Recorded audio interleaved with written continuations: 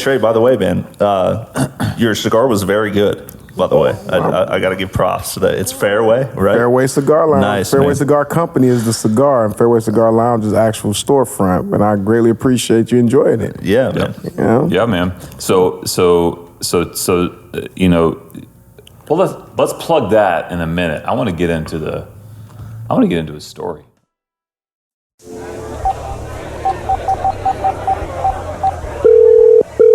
Welcome to the Legacy Angel Network Venture Lounge, where nothing ventured is nothing changed. For Matt Helmenthaler, press 1. For member services, press 2. For real raw startup stories, press 3. For all other questions or concerns, please wait on the line in our Good evening, everyone. I'm Matt Helmenthaler, and you're listening to Venture Lounge, after-hour conversations with founders and investors. These are the stories, insights, and conversations that you aren't going to find on the company website. Because the real lessons you learn in the startup world, the risk you take as an entrepreneur, the highs and the lows, the moments in your journey when no one else believes in you right before you break through, those are the moments that you just have to hear for yourself. So grab a drink and listen in to the men and women who are changing the world. Welcome to the Venture Lounge.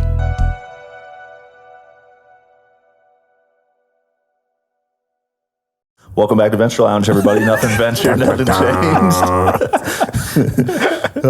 Fastest growing Palm Bay adjacent podcast in the world. And I'm joined here by Matt Helmenthaler, our founder and co-host. Matt, what's up? Hello. Who we got on the couch with us, man?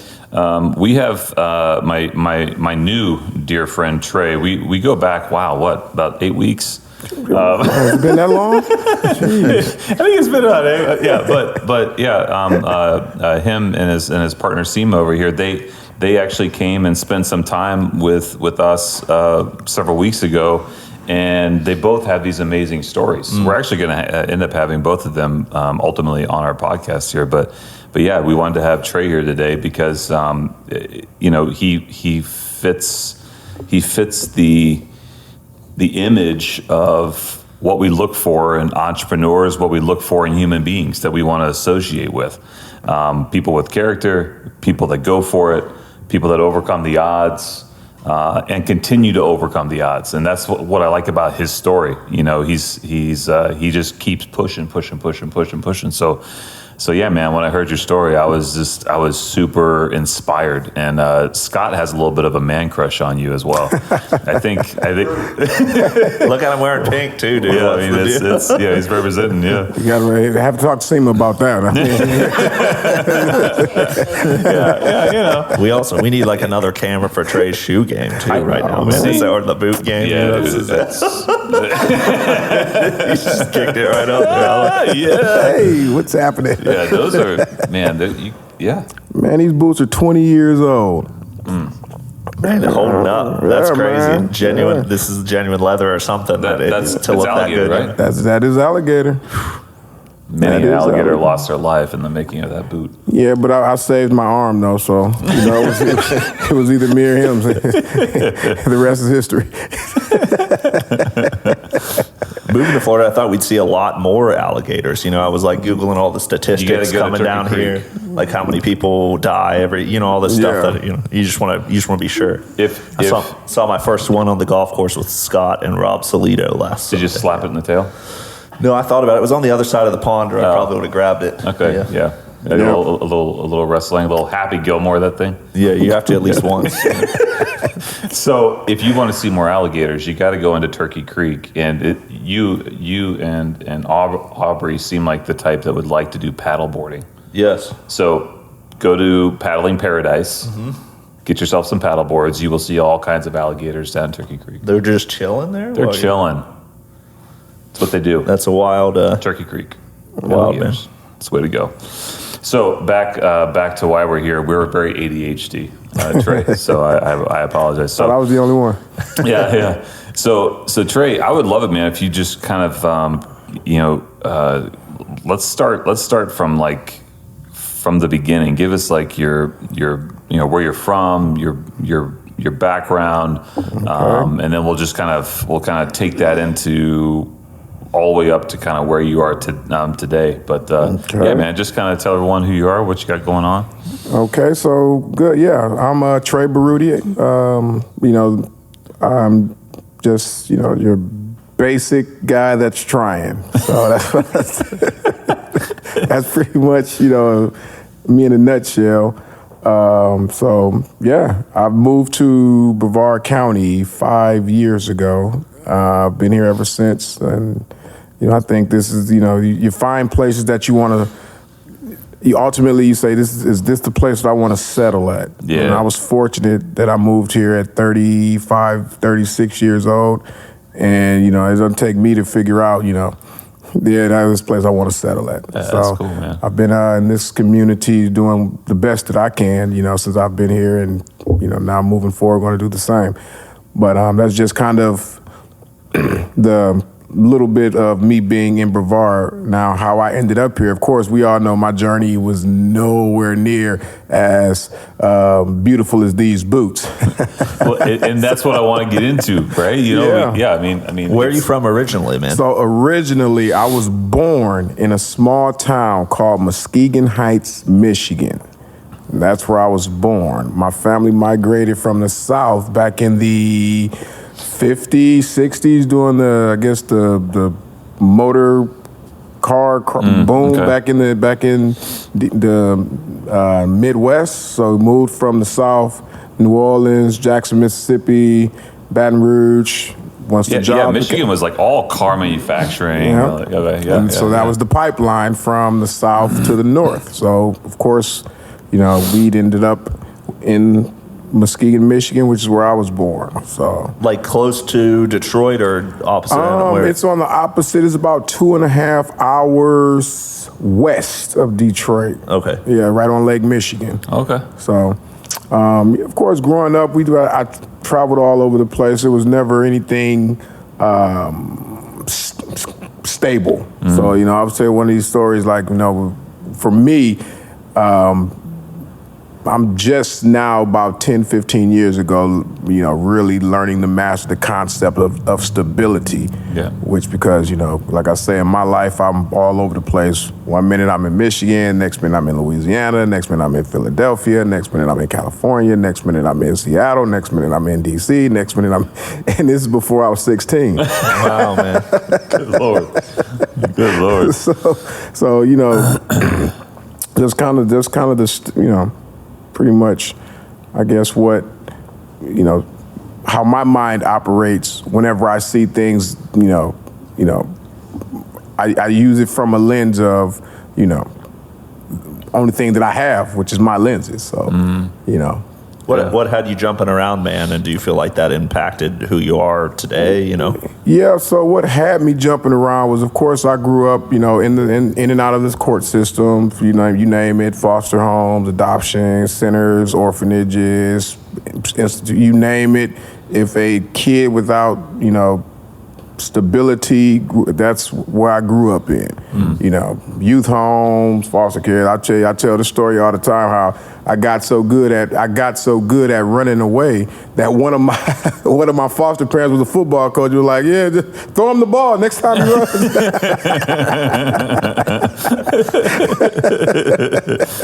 And so, we knew at a young age that I had evasive skills. So you just applied that to the field. I like that. Just apply to the field. That's all you got to do. No different now. So, and that's pretty much, my mentality is that from somebody who literally started from the bottom. And I look at people, and I don't judge anybody, but, I look at people and I hear their stories and they're like, man, this is so freaking hard. I can't believe this. And I'm like, wait a minute. You had a mom and a dad? Yeah. Yeah. Jeez. Dude. What's hard about that? But, people go through what they go through. And I'm always the type of person that I say, what I go through, that's one thing, that doesn't define who I am because I went through something. Right. What defines who I am, I think, is what I'm able to overcome. So any obstacle that, if I went through it, I'd say God put me through it for a reason. Yeah. You know? Yeah. So it's the reason why that he chose me to go through this at such a young age. It's the reason why you talk about that light at the end of the tunnel, and it's like it's the reason why I'm going through what I'm going through with the strength that I have. Yeah. You know, and just keep walking. And I know I was telling Seema, I was again growing up with so much chaos. It's hard for you to believe anything. You don't really have a set place where you can believe in. So every different place that I went, somebody was teaching me something different. They was teaching me about Jesus. Then one week they was teaching me about Allah. Then one week they was teaching me about Buddha. Then the next week they were teaching me about, and so by the time I was 12 years old, I just thought religion was just like something that everybody just, put in a hat. Yeah. You shook the hat up and then you pick out which one you're going to be. Yeah. So it's like, well, and then probably even on a practical level, like living in and around all these different people, it was that was probably disorienting. I mean, how do you feel like, was there a point where you started to orient yourself, or was it a lot of ups and downs? I mean, because the person you are today, Trey, just at first glance, you just come off very confident, collected, or like, centered. Yes. So how'd you reach that point, man? So I'll never forget. So I had just the summer of, the winter of 1999, I was shipped to Seattle, Washington to stay with my auntie. And of course, I think I was 15, something like that. And, this is the last straw. They're like, all right, if you can't get your act together, we don't know what to do with you. So I'm out here in Seattle, Washington, and I'm bringing the mentality that I had growing up in the streets over to, Beacon Hill, which is like... Dude, I'm just picturing this. Yeah, my sister lived out there. so I have my aunt. She's like, an executive over at State Farm, and she has two daughters, Lindsay and Lauren, and they're like, the sweetest apple pie girls, and here I am over there, literally like the Fresh Prince of Bel Air. Let's go. Come on. Hey, can we have the Fresh Prince of Bel Air kind of? We're already rolling the theme song. It's somewhere in the podcast we got to have that. Yeah. And I'm over here literally waking up in the morning, getting ready for school, sneaking beers on the way, walking down the street. In ninth grade. It's like, come on. So, of course, I never forget this, man. I end up, getting shipped back from Seattle because I got into some trouble. I, of course, ran and rebelled. And when I came back from Seattle, I'm on an airplane from Seattle to Ann Arbor, Michigan. And I'm thinking I'm just going to go back to, running the streets. And when I get off the plane, there's people there in suits, military grade people. And, they just look like they don't mess around. Big guys. And so I'm seeing them and I'm like, who are you? And they like, come with us. I'm like, no. They're like, we can do this the easy way, we can do it the hard way, but you're coming with us one way or another. And so come to find out, it was the state of Michigan sent me to Glen Mills School for Boys. Yes, the world-renowned, the oldest reform school in the United States of America. At that point in time, Glen Mills is what we used to call Last Chance U. Wait, so you must have been real excited. You learn how to pray quick. Wait, so the state is just making that decision behind the scenes, and then they're just coming to snatch you up, bro? The state made the decision, because I was already a ward of the state. Oh, wow. Yeah. I became a ward of the state in 1990. Okay. So I was 8. What trade does that basically mean? Yeah, you have no reliable guardians. Yes, and that's exactly what that means. Did you feel like? I mean, I just can't fathom that position. Were you like, did you feel that loneliness as a young person? I mean, how do you process that? I definitely felt it as a younger person. And, unfortunately, a lot of those, feelings of emptiness that I have, I've gotten away from them, but it's hard to completely get away from those feelings of emptiness. So you get, like me, for example, I have separation anxiety. I'm always trying to feel like, am I good enough? Am I doing good enough to keep somebody around? What did I do to make them want to get away from me? I just need to make sure that I'm doing everything in my power to keep them close to me because I need them. Yeah, it's trauma. Yes. Yeah. And so, that's one of those issues that a lot of talking, a lot of, leaning on trusted advisors, people who's like, hey, at the end of the day, kid, I got nothing to gain from you not being successful. Yeah. I have nothing to gain by hurting you. I have absolutely nothing. I have everything to gain by, and this kind of piggybacks to how I fell in love with Jesus Christ. Because that's pretty much when I got to that point where I had nowhere else to turn to. Yeah.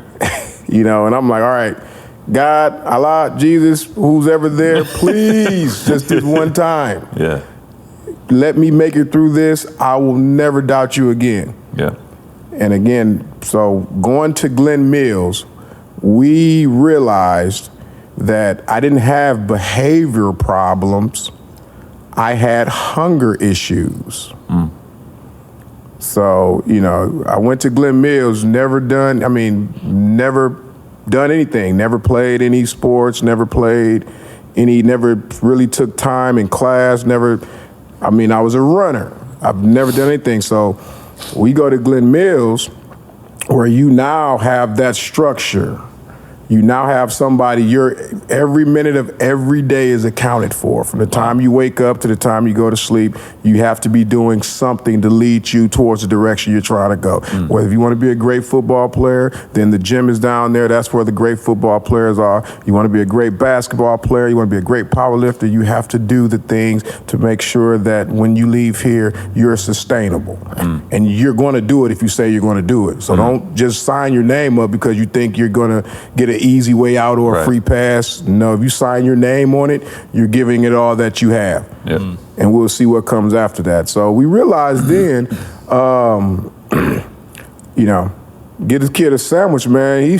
He runs all over this place, man. He's amazing. 4-sport letterwear, man. Lettered in football, 2-time All-American in powerlifting. All conference wrestling, all conference lacrosse.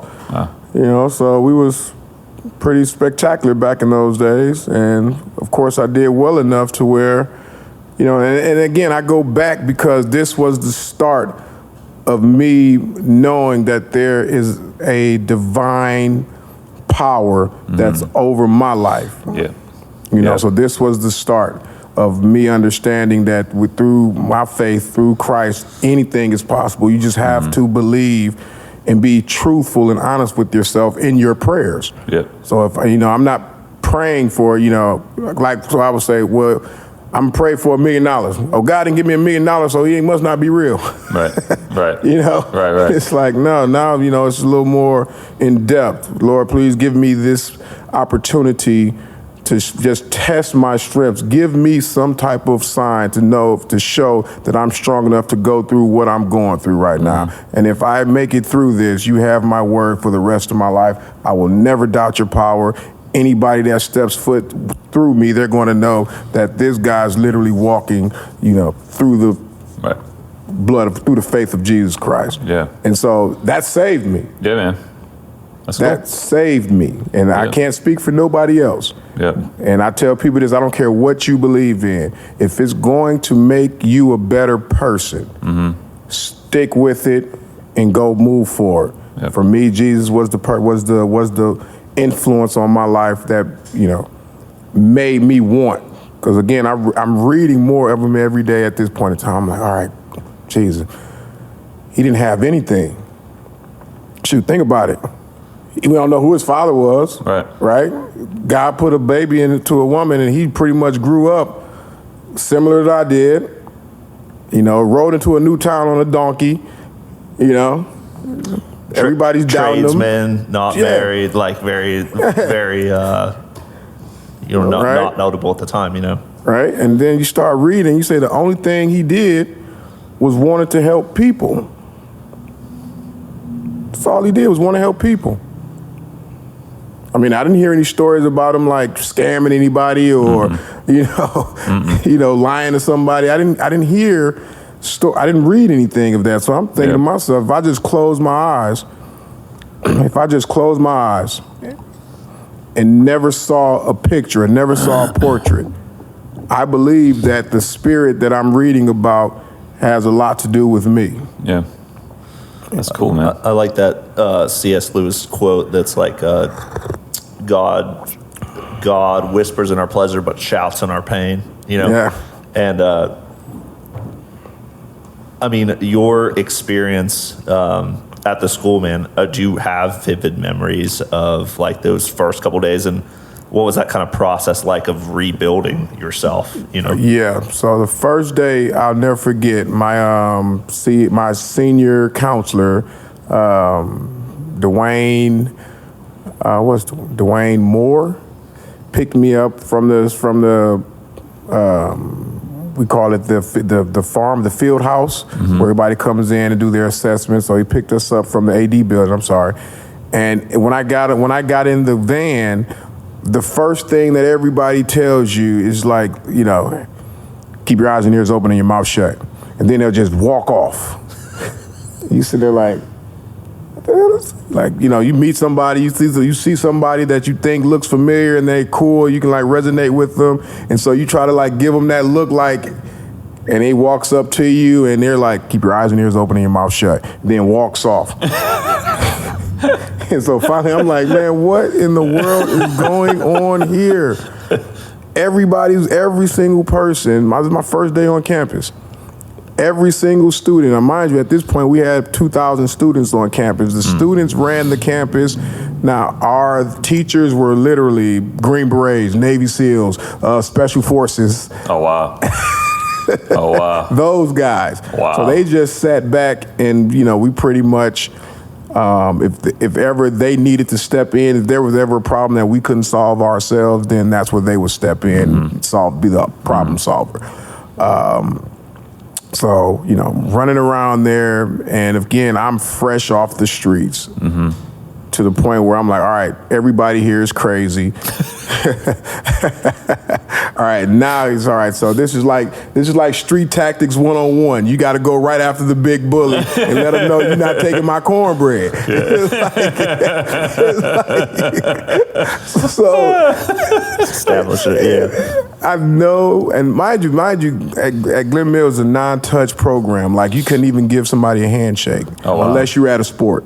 Okay. So if you're on campus, it's a non-touch program. Interesting. So if you literally tap somebody like, hey man, that could be an issue. So getting tackled or something. Yeah. Oh yeah. And so it's like you never know what somebody's going through. So just and mind you, these are children from all over the country that have all different. All their backgrounds. Some of them have been, Yes. Yeah. So you don't want to do anything that would trigger someone. Yeah. And so me, of course, coming fresh from the streets, I'm like, I see the biggest guy and I'm like, man, what the fuck is wrong with you, man? And then when I said that, like everything, like I just saw like, dudes with muscles coming out of their freaking arms, like all the staff at Glen Mills, they're just popping up like, it's a problem. So I'm like looking at these guys, and these like some of the biggest, most gruesome men I've ever laid eyes on. I mean, now mind you, at my school, my powerlifting team, we won 12 national championships in a row. Wow. Our track team won 11 natties in a row. So somebody's training these guys. Right? And so there are military-minded men and women that are training these young kids on how to be productive. So these men are huge. Amazing, yeah. they're freaking huge. And here I am, a little, 5'5", 125-pound pipsqueak, but I'm from the streets. Yeah. Like you had a lot of success yourself there too, Trey, like you were saying. And I think it's so interesting that like a lot of these physical disciplines translate to putting you together as a person emotionally and intellectually, maturity-wise. I mean, do you feel like that was the case for you? You were kind of transforming and under all that? 100% that was the case. So, it's every coin is a good thing and it's a bad thing. It's like, yes, I was raised in the system. That's a bad thing, right? But had I not been through that system, I probably never would have been to this point either. So that's the good side of it. Right. It's like that. It's the bigger picture, right? So, like, going back to your faith, and these guys have probably heard me say this verse, I don't know, 100 times. It's one of my favorite verses, but, David penned, all of my days were written before one of them came to be. Right. And so it's got that, there's a beauty in that your story was written, that you have, like, and you're walking this thing out each and every day. And where you started, as difficult as that is, and there's still, I'm sure, like even today, there's still residual impact and compound impact of those early days. Yes, that you have to mentally come up against. And you're probably more equipped to come up against those things now than you were then. Yes, but all that to say, yes, beautiful things can come out of very dark places. Yes, absolutely, and that's certainly what's happened here, man. So it's absolutely, and I think we're still writing that book as well. It's not over. Yep, it's I am fortunate. Yeah, like I say, you look up the definition of fortunate in the dictionary, you'll see a picture of me like. So cheesing. Yeah. So you get out of high school then? I get out of high school. One of the top recruits for football in the United States of America my junior year. I transferred the man who adopted me, my father named Antonio Baruti, my dad. He was the head football coach at his alma mater back in Muskegon Heights, Michigan. So my last year of high school football, I transferred from, perennial powerhouse Glen Mills to Muskegon Heights Tigers. Oh, wow. Which, let's just say, they didn't have a locker room. They didn't have a staff. I mean, we had like literally it was going from a Bentley to a hoopty. it was so bad. My dad's freaking van was the locker room. That's literally, my mom would cook like chili for the players and come over and eat it. It was my first car was a hoopty. Yep. Dude, I had a 1984 Cadillac Brougham coupe. Hey, man, you was around the house, man. Half white vinyl top. Yeah, digging the scene with the gangster lean. Dude, Diamond in the back, sunroof top, digging the scene with the gangster lean. I love it. So there was an acclimation process to that change, yeah. Yes, absolutely. But it was mind-boggling, and I told my dad this all the time. I say, because I love you, is the reason why I walked away from Glen Mills, where they rolled the red. By the time I left Glen Mills, I was, again, a four-sport letter wearer, national powerlifting champion. I'm a blue chip athlete is what we would call ourselves back in those days. So walking away from that, Glen Mills weren't too happy. They're like, right. We didn't do enough for you, man. Come on. This is your senior year. You're the starter. You're like literally, you have every school in the United States of America coming to your practice. Bobby Bowden, Joe Paterno, Paul Pasqualoni, Lloyd Carr. You have Pete Carroll. You have every school in the United States of America coming to Glen Mills schools just to sit down and have a conversation with you, and you're going to walk away from that to go to a team that didn't win a game, he's a madman. They had to have been happy about that, though, Trey. It was a sore subject for a long time. Yeah. But, you know, ironically, back in 2018, almost 20 years after I left Glen Mills, they called me back and honored me as a Bull for life. Oh, wow, that's cool, at the school, which was... That's huge. That was, yeah. That's a big deal. I cried like a baby. Yeah, man. Yeah, man. Yeah. You know, I cried like a baby. But, wow. Yeah, leaving that to Muskegon Heights was just, again, I tell my dad, had I not went to Michigan to finish my high school football, I probably would have went to the University of Michigan to play football, but the taste was just, it was coming from dysfunction to an amazing world, then going back to dysfunction. It's like, no, I got to get away. I got to get out of here. Yeah. So the first opportunity I got, I was gone. I left Michigan in 2002 and haven't been back since. So after high school, like, you know, where did you go? Did you decide to go to college? Yeah. So I was recruited to play at the University of Southern California. End up, you know, that was a huge stage for a small town boy. Ended up transferring to Pasadena City College, where I played, had some okay success, some good numbers, but then in 2003, I went into the NFL draft. 2 years removed out of high school. Wow. And so that was an issue back in those days because you had to be 3 years removed out of high school before you can declare yourself eligible for the NFL. So what I ended up doing was, instead of going back to college, I started playing in different leagues, the Arena Football League, the UFL, you name it. If there was a league that you could get paid to play football in, my name was in that hat. So, and of course, while playing all these different leagues, you would get called up to the bigs, hey, come try out for, Baltimore, come try out for Pittsburgh, come try out. You literally just going through the cycle of just trying to make it.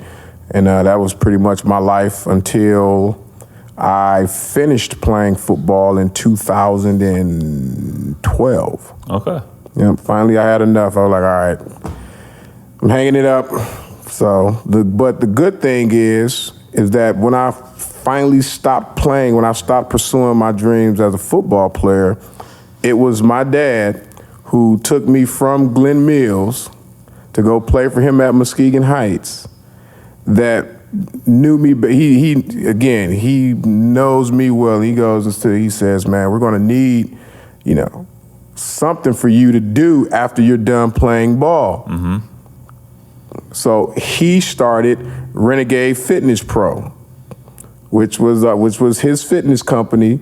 That whenever I would come home and train with my guys, we would all go to Renegade Fitness Pro, which is my dad, and that's where we would do our training.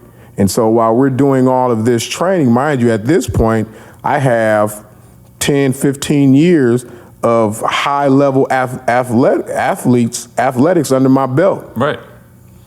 So it made perfect sense that, I love the gym. So my dad pretty much built me a gym. And once I retired from football, he said, here you go. That's so freaking Do cool, with man. it as you whatever you want. And we had huge success in the Louisiana scene, sports scene or fitness scene, huge success. So we took, Renegade Fitness from, my dad training me and my mom and, a couple ladies from church to it being the gold standard for fitness in Baton Rouge, Louisiana. Wow. Amazing athletes come through there, amazing, just people in general all went through the Renegade Fitness Pro. And when we were able to sell it, for, we were able to get out of the business and we were happy. Nice, so man. That's awesome. Shout out to my dad on that one. and what's your dad's name? Antonio Baruti, Coach Baruti. Coach Baruti. Yeah, so he's another A. Baruti. To Coach Baruti, everybody. Coach Baruti. Right there. And so he's another He's another one of those driving forces that, you know, whenever I tell the story, I can't tell the story about me without putting him into the equation. Because he was just a guy that no matter how hard I tried to screw it up, he was like, all right, you screwed up, fix it. Yep. I'm like, wait, you're not going to send me somewhere? He's like, no. Yep. Fix it. Love, man. Yep. That's cool. Can't just, can't just turn you off. You know, so he was the guy that if you notice, for me, is so hard. If I give up on something, I've exhausted every freak. It's like it's impossible. Yeah. It's impossible. So, and that's pretty much where I get that mentality from. You know, no matter what, there has to be a way. Mm-hmm. There has to be a way. And, you know, the way that I've done things is nothing traditional about the way that I've done things. Mm-hmm. However, the results are that of what everyone could take and use and find something to assist them in their day-to-day operations, in their day-to-day life. That's good, man. Amazing, man. That's cool. So what led to your transition and moving to down here to Brevard and everything? Well, I said I do when I should have said I don't. I mean, can I say that on camera? No, do it. I should have said There's a lot you can say on this camera, believe me. So I ended up moving here. My ex-wife, she took a job here and, was at Harris, then Harris, now L3 Harris. And so that's ultimately what brought us to Brevard County.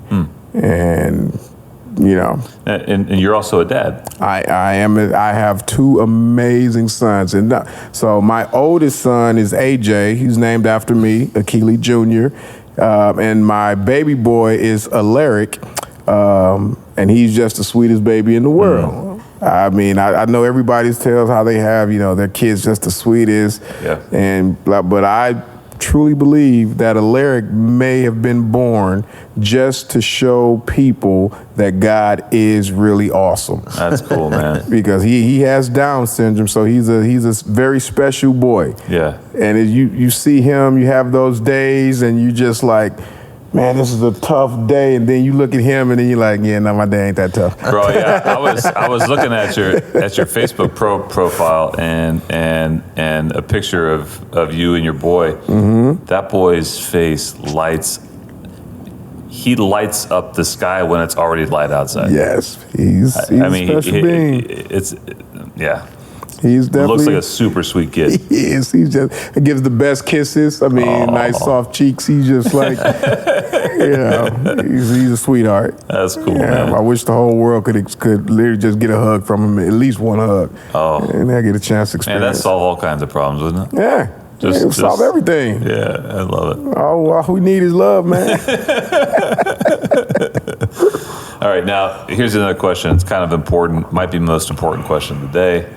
Have you always had this good a style? What can you teach? Dude. I mean, this is crazy, and a very. Believe me, I'm a very happily married man. I'm not coming on to you here, but bro, as my uncle would say.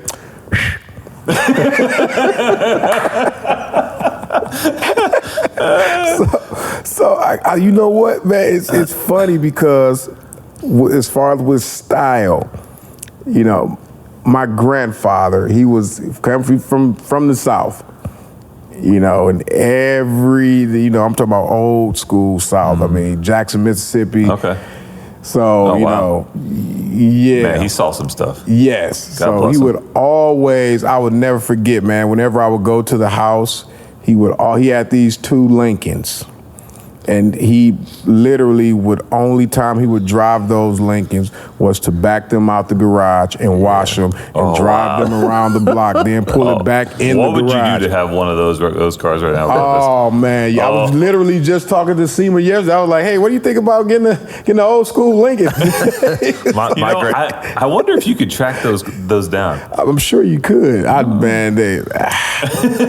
My granddaddy only drove Lincolns too, and always Lincolns, brand new Lincolns every 2 years, dude. It's like it's a thing. Yeah, you had the white walls on the tires. Oh yeah. And so I would go to the house, and I would see that he took so much pride. Mind you, for him, he had one job. He had retired military at this point.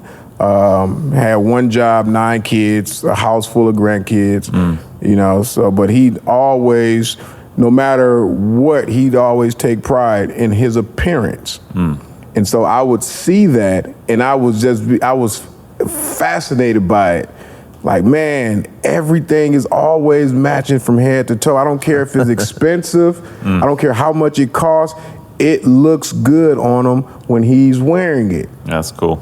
And so, as the older I got, I realized, I was like, man, it's hard to freaking iron these freaking pants every day, man. Wow, stuff's time consuming. It takes time. Yeah. But it gives it gives me more of an appreciation, because when I look in the mirror and I'm well put together, I know I'm ready. Yeah. I know I'm ready to sit down. I know I'm ready to stare in somebody's face, and they can trust that, I'm just didn't roll out of bed and just threw something together. I want my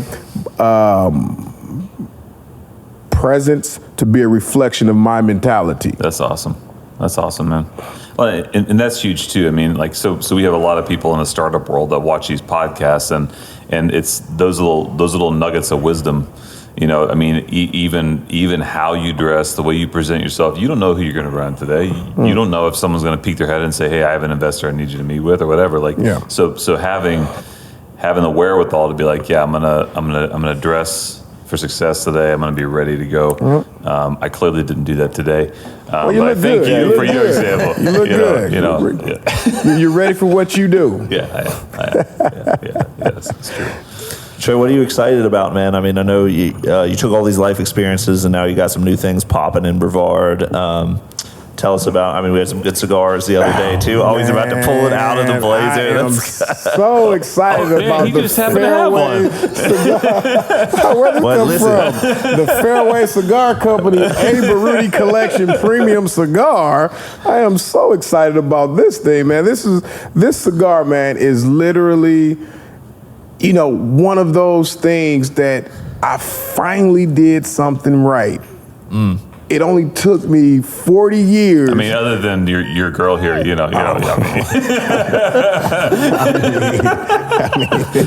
I'm just trying to help you out. Hey, man, in business, I finally did something right. That's awesome. No, man, this cigar, it's the best cigar that I've ever smoked. And mind you, when I started this journey of, opening the cigar lounge, again, my biggest problem that I have is how I explain things to people. I explain things to people as if our brain is on the same wavelength. Yeah. So I would come to somebody and say, "Hey, I'm opening up a cigar lounge, man. You invest some money." And they're like, You got to break it down a "You little got a bit more plan? than You that. have I got a plan. I got a plan on opening a cigar lounge. What do you need?" That's awesome. That's the plan. You got the money. Let's partner up. Let's do it. They're like, yeah, no, Trey, it doesn't work like that. You need to have numbers. You need to have, analysis. You need to have all of these things. You need to have, summaries. You need to have all of these things. Yep. It's just not, it's just not showing up saying, "Hey, I want to open up a cigar bar. Give me some money." Yep. And I'm like, all right, well, I guess this is one of those opportunities where I have to do it on my own. All right. So, I go out there, and again, in my mind, I'm saying, I would like to start a business that revolves around the tobacco industry. Right. Not just a lounge, not just a cigar, but I would like to be involved in the $1 trillion tobacco industry. Right. And I didn't know how to articulate that. I'm just saying, "Hey, I'm gonna start a cigar lounge." Yep. But in my mind, it's like, again, this is the kid, Yep. who is given a sandwich, man. Shoot, he's a 4-sport letter wearer. Yep. Yep. Right? Yep. What can you do with some tobacco, Trey? That's what we're about to find out. You know? So, there's so much. Well, with the A. Baruti Collection Premium Cigar, it's going to put you at a place where, it's a natural mood suppressant. So when you pairs well with a nice bourbon, nice scotch, it's one of those things you can definitely do. It's a great conversation piece. It's one of those things I tell people in the cigar world. If I shake your hand, I can always say that I've met you. If I smoke a cigar with you, I got a buddy for life. Yep. It's one of those type of things. So we're going to bring that to Fairway Cigar Lounge. And a lot of people ask me, how did you get into cigars? That is the question that a lot of people ask me. And my response is this. How much time we got? Oh, you got all the time in the world. Yeah, right, we need the answer to that question for sure. I was at a prep school in Virginia, Minnesota, called Mesabi Range Technical Institute. And again, it was one of those schools that you try to get back, to a Division I level. So you just go around trying to play. And so my teammates then, we were from all over the United States of America. And I was, one of my teammates was a Cuban-American immigrant by the name of Ralph Pariente. Ralph was kind of give you an idea of Ralph, he was 310 pounds at 6'7" at 18 years old. Ralph was a big boy, mean too. And his father was a Cuban immigrant who used to hand roll him cigars and would send Ralph cigars so that he could have, some of his father's hand-rolled cigars. That's cool, it was kind of a big deal, right? Yeah. Me being from where I'm from, back in those days, we were using cigars for something different. So, if you know what I mean. What do you mean? I have no idea what you mean. Connor knows exactly what you mean. So back in the day, we would smoke blunts. Yep. So we would take a cigar and we would cut it down. We would throw the inside out. Then we would stuff it with weed, and then we roll it up, and then we'd smoke it. That's what we did back in college. We were smoking blunts. So one day, Ralph was out on a date, and the stores were closed. We didn't have any more blunts, but I knew my boy Ralph had cigars in his bedroom. And so, I'll go grab a couple cigars if he has a problem with it, if he trip. I mean, they're just cigars. We go get him some more. It's no big deal. As soon as the store open, right? His dad's. I'm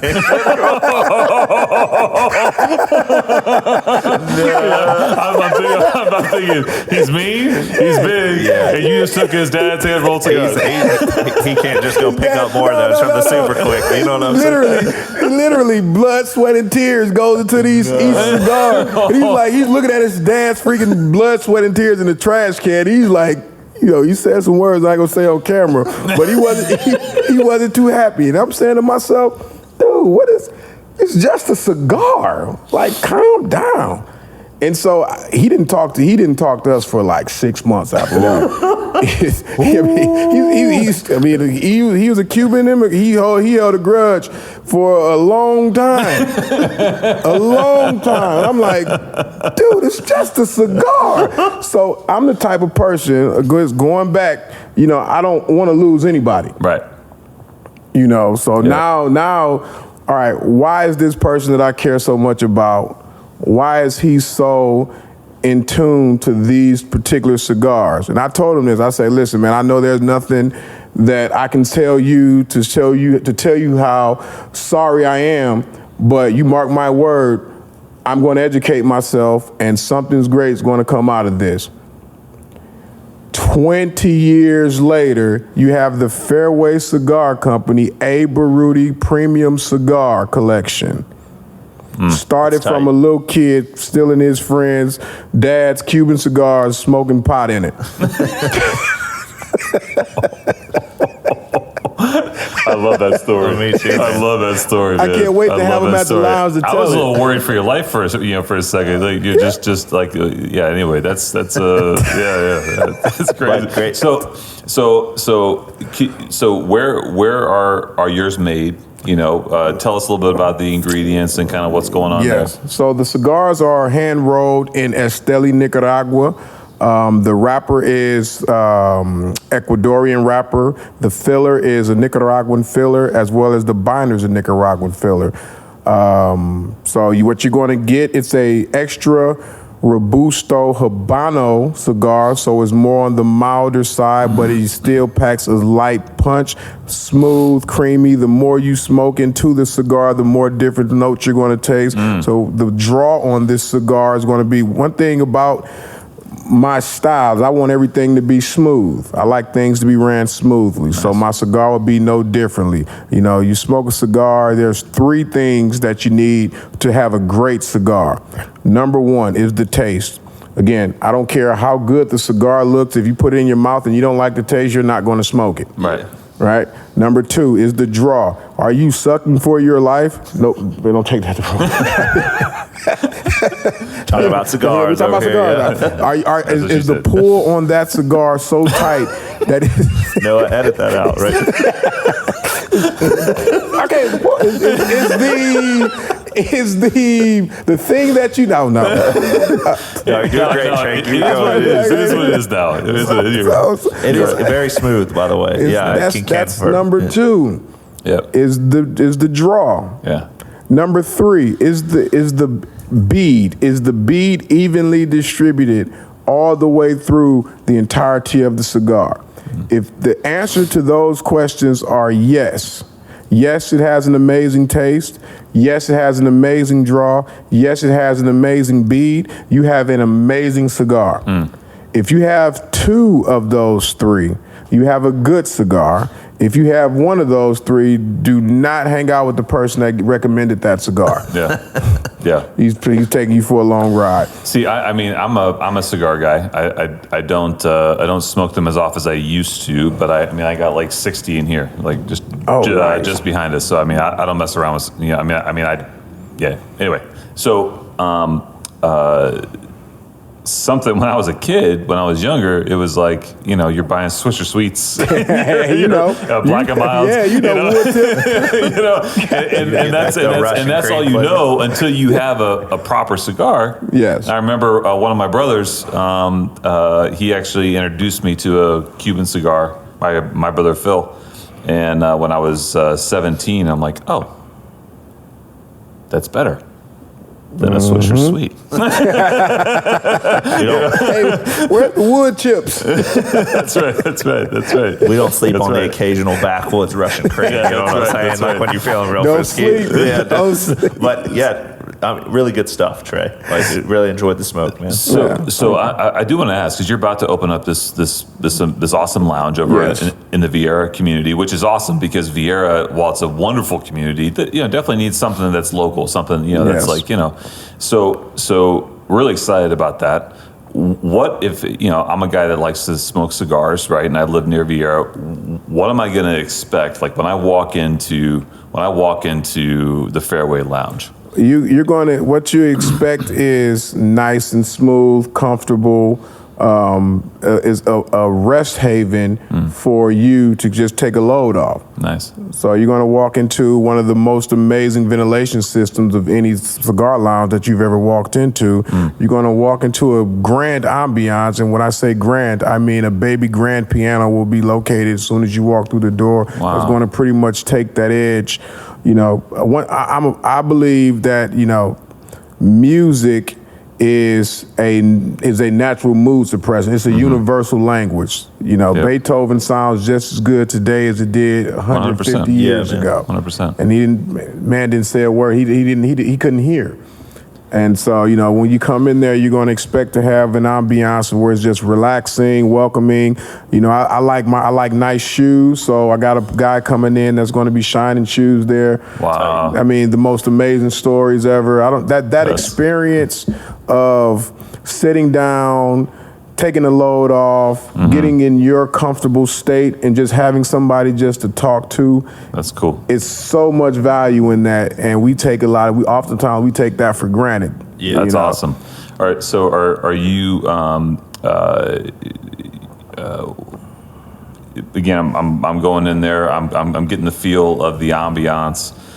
Is it like a membership base? Is it like kind of can people just go in there and buy cigars? Oh yeah. It's kind of both. No, it's open to the public. However, you do have huge amenities for being a member there. Okay. So if you go to the website www.fairwaycigarlounge.com and submit your membership information, we'll keep you updated on all the things moving forward. Nice. As far as grand opening, as far as different events that we'll be traveling to, different types of events that we will have, different talent that we got coming in, because I have some amazing pianists, world-renowned pianists coming in to play on that baby grand piano. And so those things, will be something that a member will have access to. So it kind of, you can come and enjoy yourself as much as you like, as often as you like, without a membership. But you're going to save yourself 20% on everything that you buy being a member. Nice. So,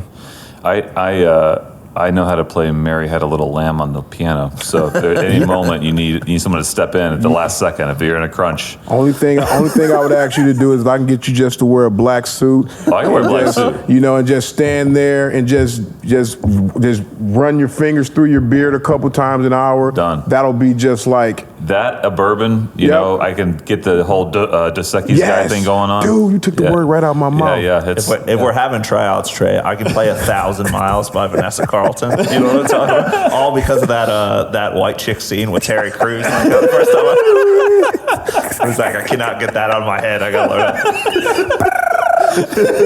it. That's awesome. We're excited. We got to book a visit here soon, man. That'd be tight. Yeah. Let us know when we can come by and get a little sneak peek.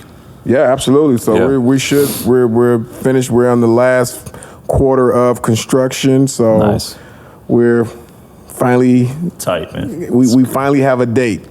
However, go online, www.fairwaycigarlounge.com, and we'll keep you updated with the grand opening. Get it. Tight, man. Get it. I love it. Trey, really enjoyed talking with you, man. Getting to know you a little bit better. My pleasure. Looking forward to cigar in the future. I do have one parting question. Yes. We often have this parting question, right, for all of our folks. Any advice, right, so people that are watching this, again, they're a lot of people are they're current entrepreneurs, or they're aspiring entrepreneurs, or they're people who have kind of already made it but are still kind of learning, want to stay engaged. Any advice for people that are trying to step in and kind of go for it? Is there something you live by that just kind of like drives you that you could just share with everyone else? Yes. I guess for me is what I like. What I would tell anybody is make today better than yesterday. Mm-hmm. It's just whatever direction, wherever you want to go, make sure that every step that you take is headed towards the direction of where you're trying to go. Even if you do the wrong thing right. Yeah. So there's a way for you to move forward and still sidestep. Yeah. Yeah. Kind of failing forward a little bit. Correct. Yeah. So yeah, I like that, man. Don't quit, because for every person that's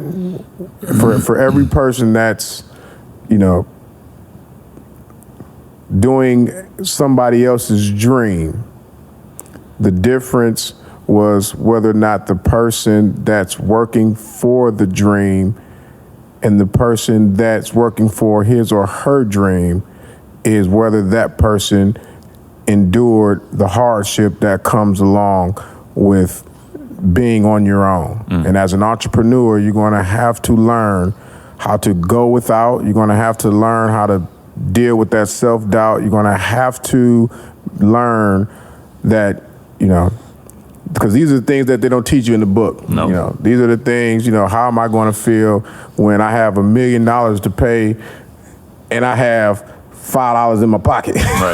Right. Yeah. What am I going to do? That's when the true, entrepreneurship spirit comes in, because, it's going to happen. Yep.